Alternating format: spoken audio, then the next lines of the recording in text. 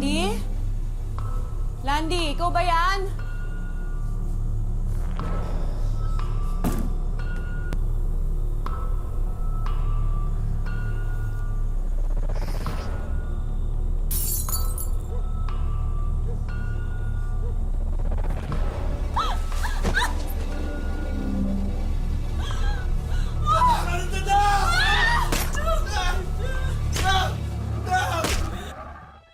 Matutunghayan po ngayong hapon ang kwento ni Lenny.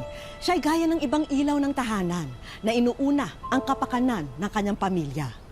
Ngunit ang kanyang paghihirap at pagtsatsaga ay tila mababaliwala nang dahil sa isang matinding karahasan na susubok sa kanyang pamilya.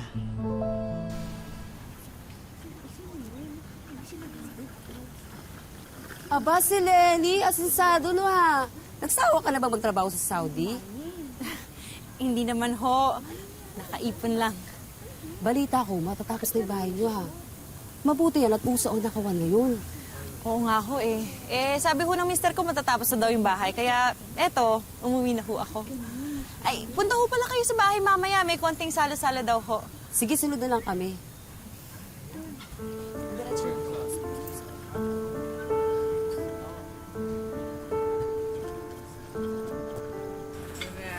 Sa'yo na to.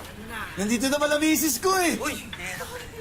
Maligaya pagbalik sa ating mansyon. Pasensya ka na, hindi kita nasundo. Kailangan ko samahan yung mga bisita natin eh. Okay lang yun. Ayoko rin naman kayong maabala eh. Pare! Welcome back! Tagay-tagay. Sige, mamaya na lang. Asan yung mga bata? Andito, ante. Alan! Ay, ang lalaki na ng mga anak ko! Tara na. Namiss ko kayo! Halika dito, halika Tara na, pagpahingayin muna natin si mama nyo. Tara na, pasok na kayo. Sige, halika. Sige, ipakita niyo sa akin yung bagong bahay natin. Halika. Pare, balik ka. Balik ako. Halika dito, palagay dito. Lenny, kita mo naman ha. Pinaghandaan namin yung pagbabalik mo. Masaping pulutan na hinanda ko. Tapos maraming alak.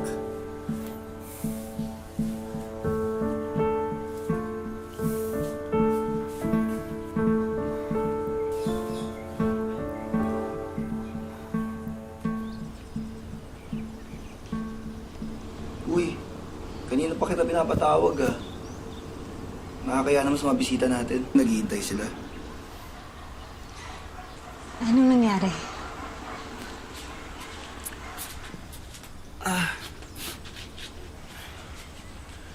Ano ibig mo sabihin? Di ba sabi mo patapos na yung bahay?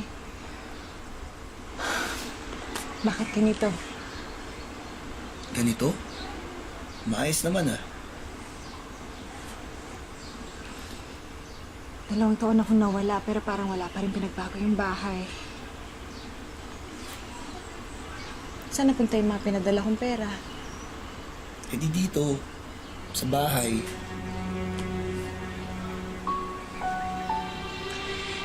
Libo-libo yun kada buwan. Yung bubong, hindi pa rin tapos. Yung kusina, hindi pa rin maayos. Hindi naman pinagkatiwalaan kita eh. Kakarating mo palang puputak na kagad yung bibig mo. Pasalamat ka nga, may bahay kang inuwian. Landy, huwag ka namang magalit. Hindi lang kasi biro yung pinagdaanan ko sa Saudi. Kung alam ko lang na ganito pala yung uuwian ko, sana hindi na lang muna ako umuwi.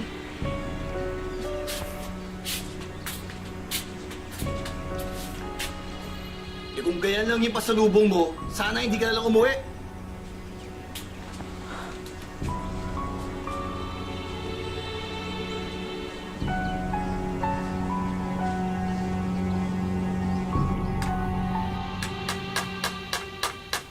Kuya, baka naman may mas mabilis pa dyan. Hoy, ano yan? Aga-aga, ingay-ingay ah. Pinapagawa ko kasi yun dati pa dapat na naayos mo. Hoy, Lenny. Aga-aga, binibigyan mo ako sakit ng ulo ah. Ako? Eh kung hindi ka kaya nag-inom kagabi, di sana hindi masakit ulo mo ngayon. At hindi mainit ang ulo mo ngayon. Tama? Sana, kung di ka gabi-gabi dumadakdak, di ako gabi-gabi umiinom. Ako na naman. Tama na, pabayan mo na yan. Sige na, pumasok ka na dun sa loob. Kumain ka na ng umagahan. Sige na. Ginagamit nyo ba yung gamit ko? Sige, kunin mo na. O, gamit mo na. Oo na.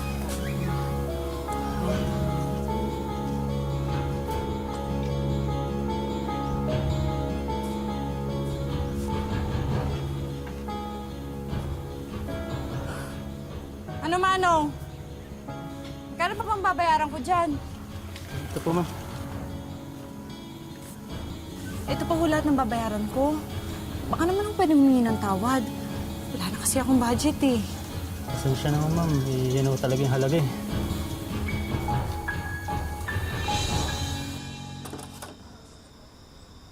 Alan, anak! Po, Dumating na ba ang papa ninyo? hindi pa po eh.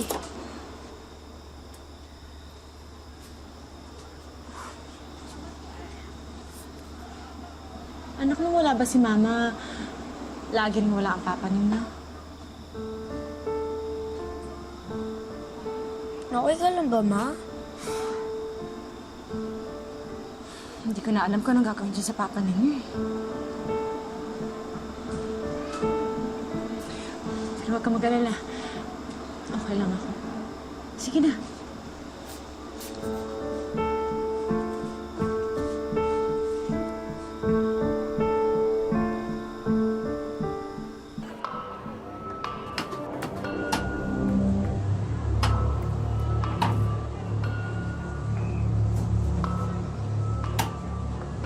Lenny, ayos ka lang ba?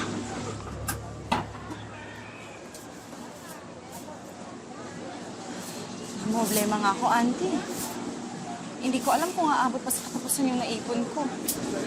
Halos lahat ng pera ko punta na sa pagpapagawa ng bahay. Eh, bakit kasi hindi niyo muna itigil yung kapagawa ng bahay niyo? Mukhang yun na nga ako yung mangyayari. Nangihinayang lang ho ako kasi... Siyempre gusto ko naman ho, di ba? Lumaki yung mga bata na may maayos na bahay. Kaya naman ho ako nag-abroad eh. Yun naman yung rason para sa kanila. Para sa mga anak namin.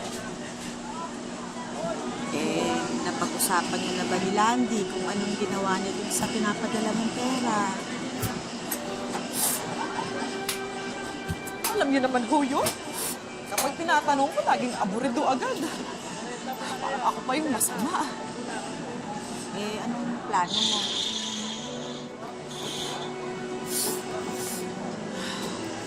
Naisip ko nga ako, mag-DH na lang ho kaya ako ulit. Pare! Oh, Yan, nandiyan na si Mrs. Bibira ka na namin makasama niyan. ha, ito ba yung mukha ng mukhang under? Tingnan yung mabuti to. Ha, di ba nga si Mrs. yung nagkatrabaho sa inyo? Eh di, siya yung masusunod. Diyan kayo nagkakamali. Ang lalaki na susunod sa pamilya.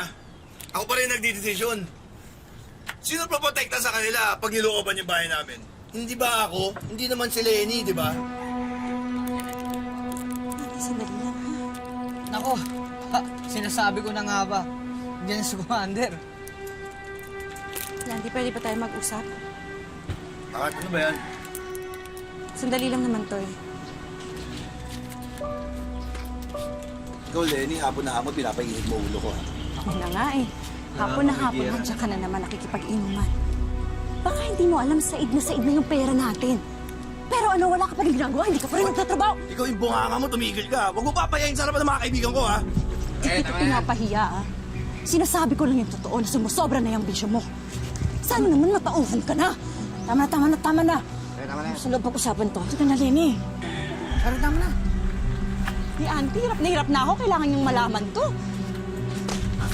Hindi ko na alam kung saan tayo kukuha ng perang pangkain natin. Sino ba nagsabi sa'yo pakainin mo ako?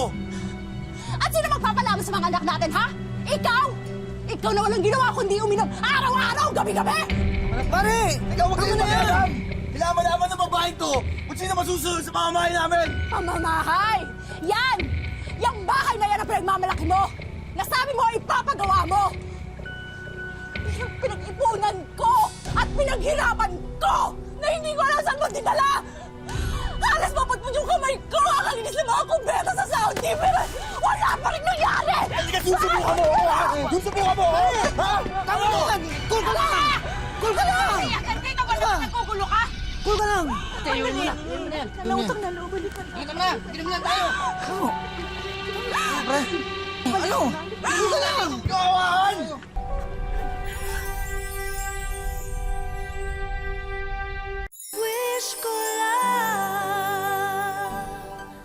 Ang bahay na pinapangarap at pinag-iipunan ni Lenny ang naging punot dulo ng hidwaan nilang mag-asawa.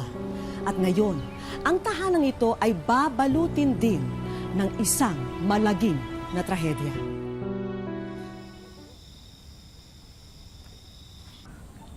Lenny? Lenny? Sana naman ba si Landy? Baka ho, kasama na naman yung mga kainuman niya. Alam mo, kailangan itigil na itong away kayo ng away mag-asawa eh, ha? Hindi pwede away kayo ng away, ha?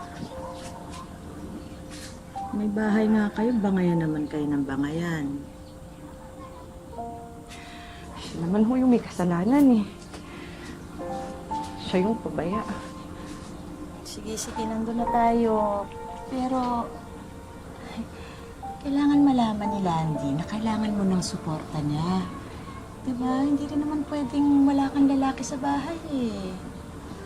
Tsaka tandaan mo ginagawa mo to, hindi para sa'yo, hindi para sa mga anak mo. Diba?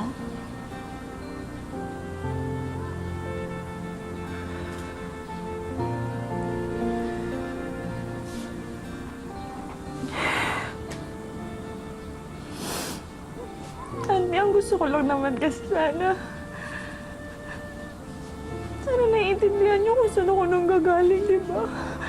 Dapat naiintindihan niyo ako. Sige. Mamaya, pagdating niya, kakausapin natin siya, ha? Tayong dalawa. Tutulungan kitang paintindi kay Landy. Talaga po. Sige po, salamat po, Auntie. Ha? Sige, tama na. Pahinga ka na kaya muna.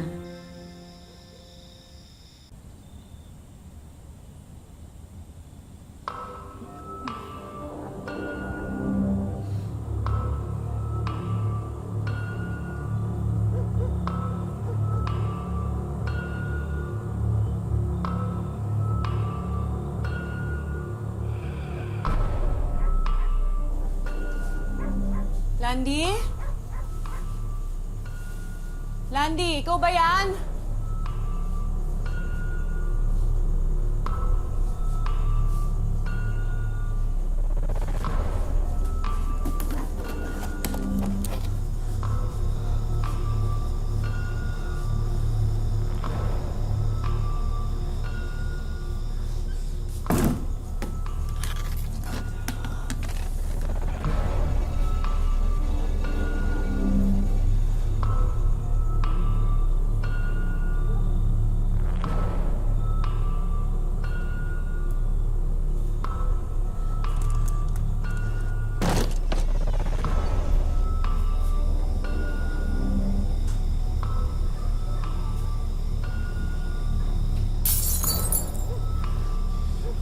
Lasing ka na naman.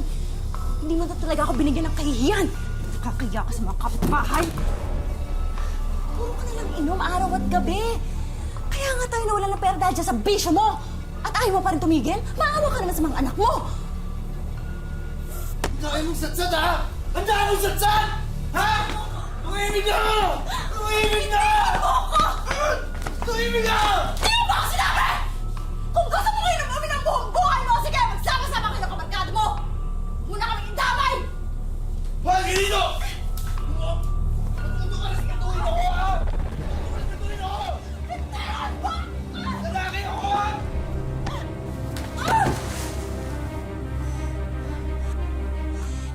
makakayang gampanan yung pagiging padre di pamilya mo? Pabigat ka ba? Lalaki ka ba talaga, ha? Wala kang kwenta!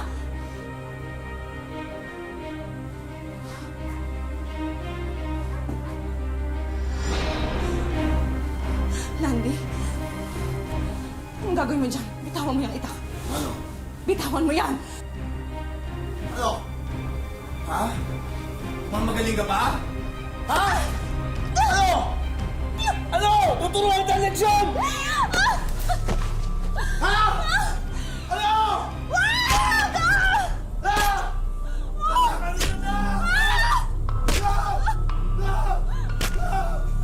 Mama! Papa!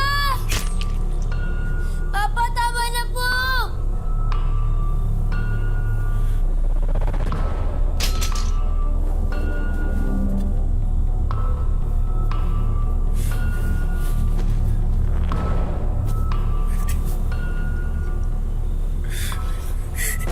Lenny!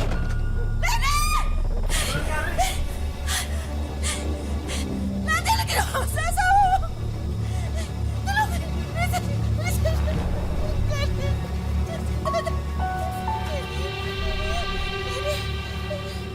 Lenny!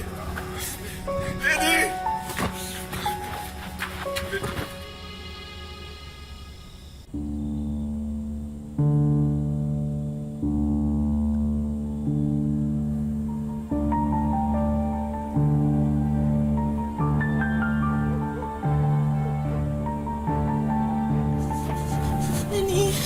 Masyado nang malalim ang natamo ng sugat ng braso niya.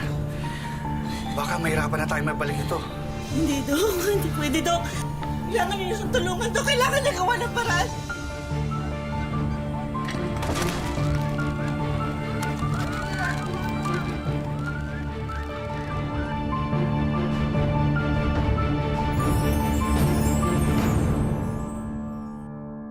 Wish ko lang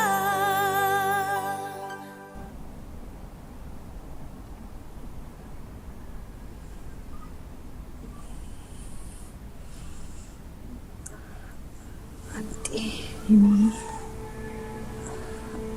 Anong nangyari? Anong nangyari sa akin?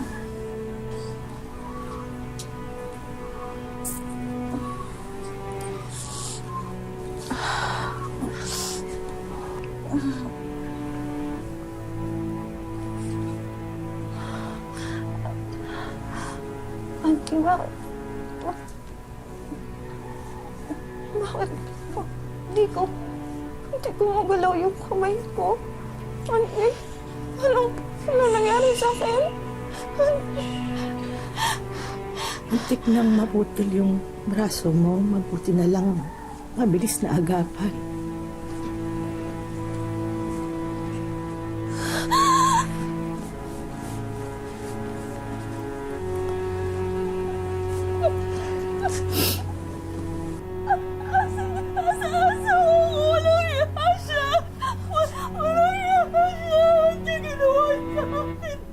Wala na si Landy.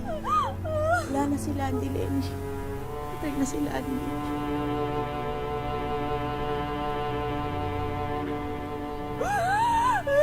Hindi mo ayos na. Namunin na sana pinatay na lang niya ako. Sana pinatay na lang din niya ako. Sana pinatay na lang din niya ako. Huwag ka magsalita ng ganyan. Lenny, mga anak mo, Lenny. Hintay ka ng mga anak mo, Lenny. Pinatay na niya ako.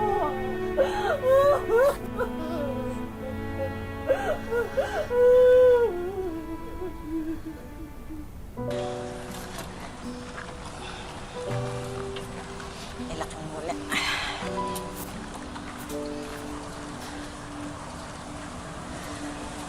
Alam ko na mahirap ang pinagdadaanan mo.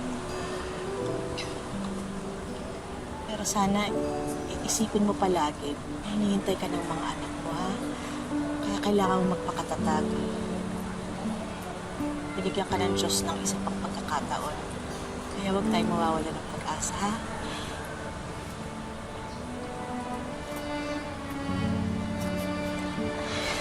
Yes.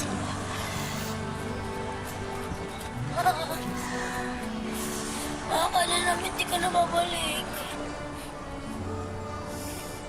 Nandito na ako ulit. Nandito na ulit si Mama. Huwag mo na kaming iwan ulit, ha?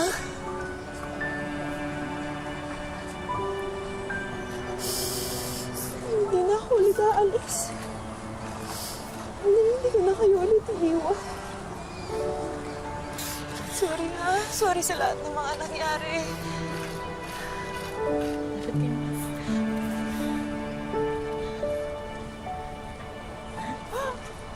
Pasan din natin lahat ng ito.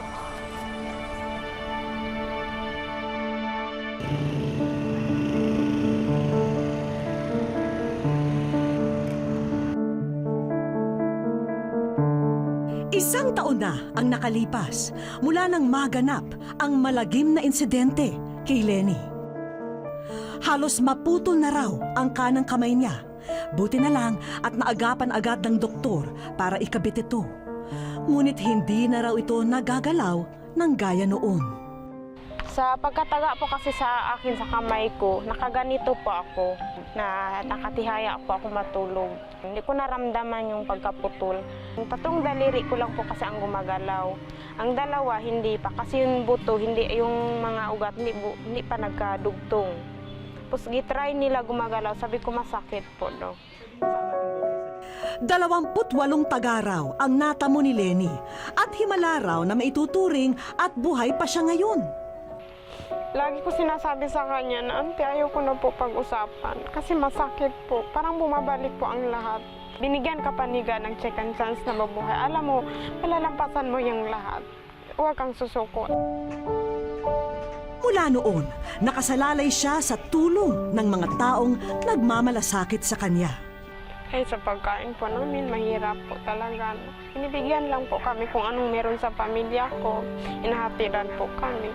Tapos minsan po, hiya na rin po ako. Pero sabi nila sa akin, huwag yan ang isipin. Isipin mo, nagagaling ka pa, mag-pray ka. Hindi man mabura ni Lenny ang mapait na kabanata ng kanyang pamilya. Pilit pa rin siyang lumalaban para mabago na ang kapalaran nilang mag-iina. Bumabalik sa kanyang alaala ang mga pagtaga ng asawa niya. May traumatic siya. Mahirap po.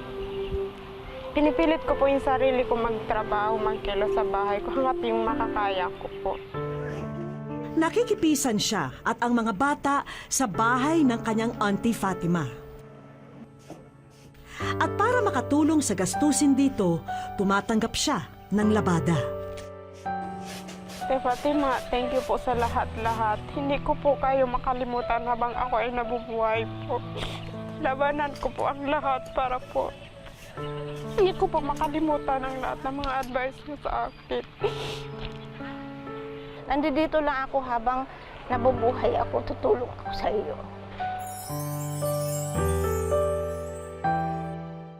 Sa aming pagbabalik, Wish ko lang po. Yan po ba yung Wish ko lang.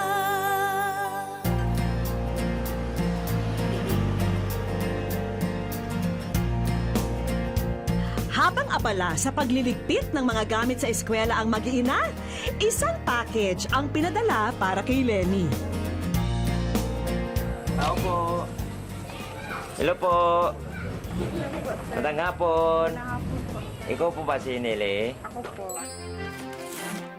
Hindi lubos maisip ni Lenny kung kanino nagmula ito. Gamit po ng mga bata. Isa-isa nang tinitignan ni Lenny ang laman ng padala. Masaya po. Kasi ngayon lang po ako nakaano ng ganito. Hanggang sa bumungad sa kanya ang isang photo album. Nakalakip dito ang mismong liham na ipinadala ni Lenny sa Wish Ko Lang. Dear Sir, maawis ko lang. Ako po si Lenny, Lamigan, Takpan. Wish ko lang po. Sobrang happy po. Kasi nakakatulong po kayo sa mga anak. Lalo na po sa aking mga anak. Natutuwa rin kami sa pagpunta ninyo sa amin. Maraming salamat.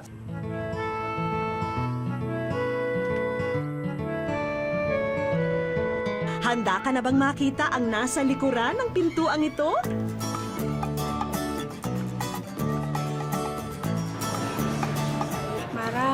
Maraming salamat po sa wish ko lang.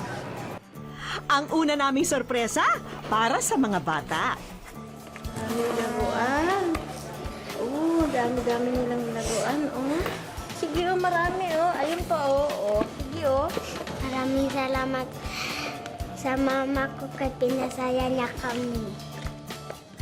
Sobrang saya po. Kasi ngayon na po sila nakakatanggap ng ganito. Para kina Alan, Angel at Steven, sinamahan na rin namin ito ng vitamins at mga damit. At ang lucky box na ito, naway makatulong bilang ayuda para sa inyo. Wish, Financial Assistant Lenny Takpan. Hindi maubos-ubos ang kasiyahan namin para kay Lenny. Para sa future ng mga anak niya. Sisikapan ko po na maglalago po siya. Magandang hapon sa iyo, Lenny. Narito rin ang ating mga kaibigan upang tuparin ang isa mo pang kahilingan. Ikaw ay aming bibigyan ng scholarship galing sa TESDA. Ikaw ay magkakaroon ng libreng training sa gusto mong skills para sa iyong kabuhayan.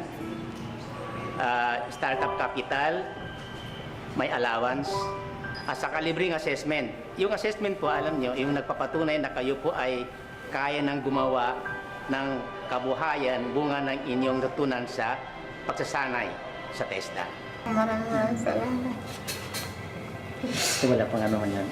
Hinto ka na rin sa paglalabada ha, dahil may bago ka na rin pagkakaabalahan na kabuhayan.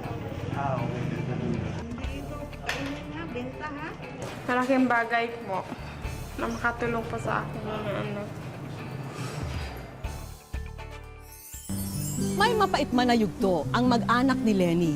Hindi pa huli ang lahat para maghatid pa rin ng liwanag ang ilaw ng tahanan. Dahil ang isang tahanang tunay na masagana, binubuo ng pagmamahalan at pagpapahalaga sa pamilya. Hanggang sa muli mga kapuso, ako po si Vicky Morales at ito ang Wish Ko Lang.